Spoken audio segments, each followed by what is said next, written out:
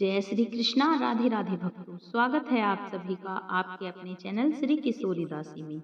राधा रानी और कान्हा जी की कृपा आप पर और आपके पूरे परिवार पर सदा बनी रहे।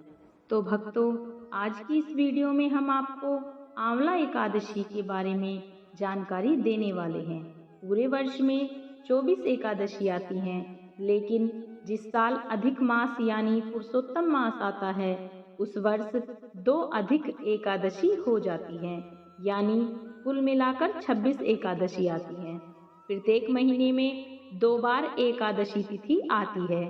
एक एकादशी कृष्ण पक्ष में और दूसरी शुक्ल पक्ष में। दोनों ही एकादशियों का हमारे शास्त्रों में भिन्न भिन्न महत्व दिया गया है।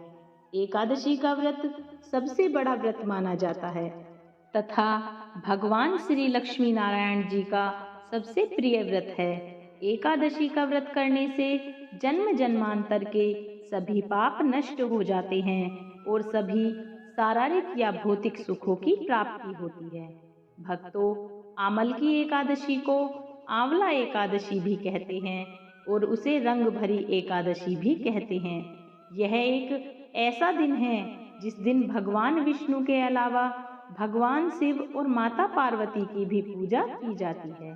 पंचांग के अनुसार आमल की एकादशी का व्रत फागुन माह के शुक्ल पक्ष की एकादशी तिथि को होता है। उस दिन व्रत रखते हैं और भगवान विष्णु की पूजा करते हैं। हालांकि वाराणसी में उस दिन रंग भरी एकादशी मनाई जाती है, जहां बाबा विश्वनाथ और माता पार्वती को गुलाल अर्पित किया जाता है। शिव और शक्ति नगर में भ्रमण करते हैं। आमल की एकादशी बेहद ही शुभ मानी गई है। यह पर्व शुक्ल पक्ष के 11वें दिन मनाया जाता है। भगवान शिव विवाह के बाद माता पार्वती को काशी लेकर गए थे। भगवान शिव और माता पार्वती की शादी के बाद उनका गोना हुआ था। इस दिन से ही काशी में होली का पर्व आरंभ हो जाता है।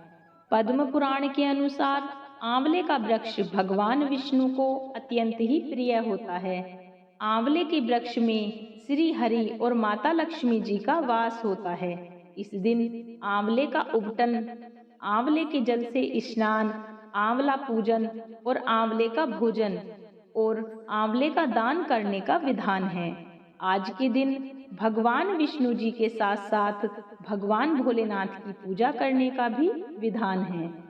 अगर आप इस एकादशी में भगवान विष्णु की पूजा करेंगे तो और भगवान भोलेनाथ को भूल जाएंगे तो यह एकादशी फिर फलदायी नहीं होती है। इस एकादशी में आंवले के पेड़ के दर्शन करने से मोक्ष की प्राप्ति होती है, शारीरिक रोगों से छुटकारा मिलता है और मनोकामना पूर्ण होती है।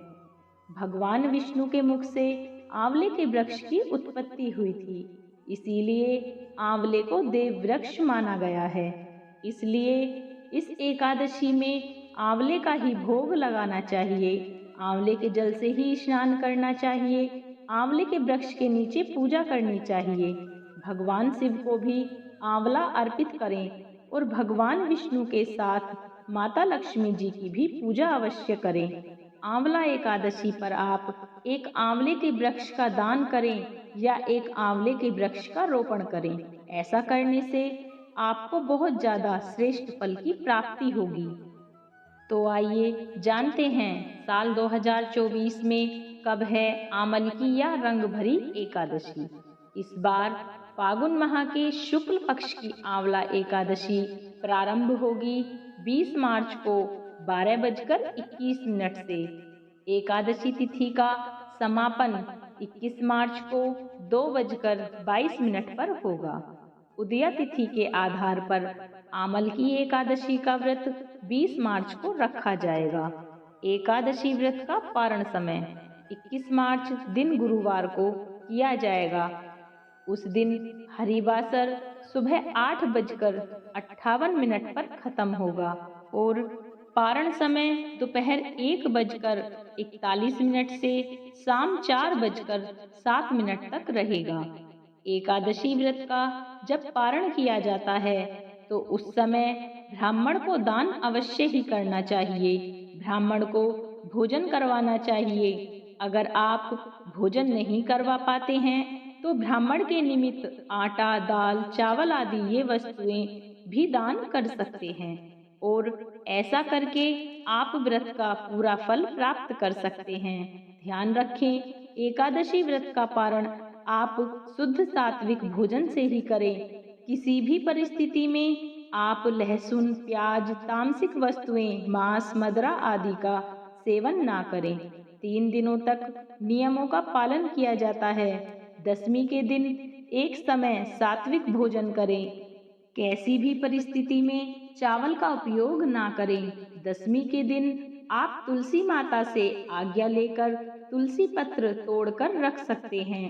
एकादशी व्रत में सिर धोकर स्नान नहीं करना चाहिए। हमें दशमी के दिन ही सिर धो लेना चाहिए। एकादशी के दिन साधारण स्नान करके व्रत को आरंभ करना चाहिए। इस बार दशमी तिथि के नियमों का पालन 19 मार्च को करना है।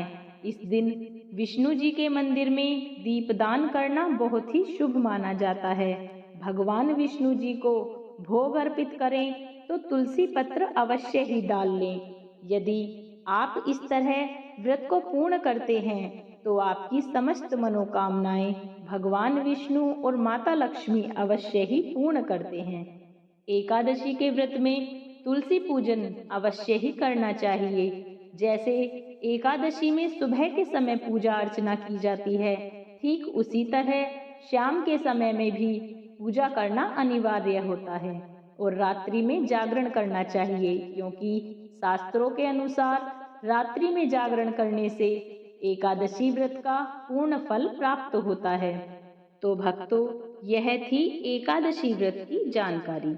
यदि आपको हमारे द्वारा दी गई जानकारी पसंद आई हो तो हमारी वीडियो को लाइक करें, कमेंट्स करें और यदि चैनल पर नए हो तो चैनल को सब्सक्राइब करें। राधे राधे।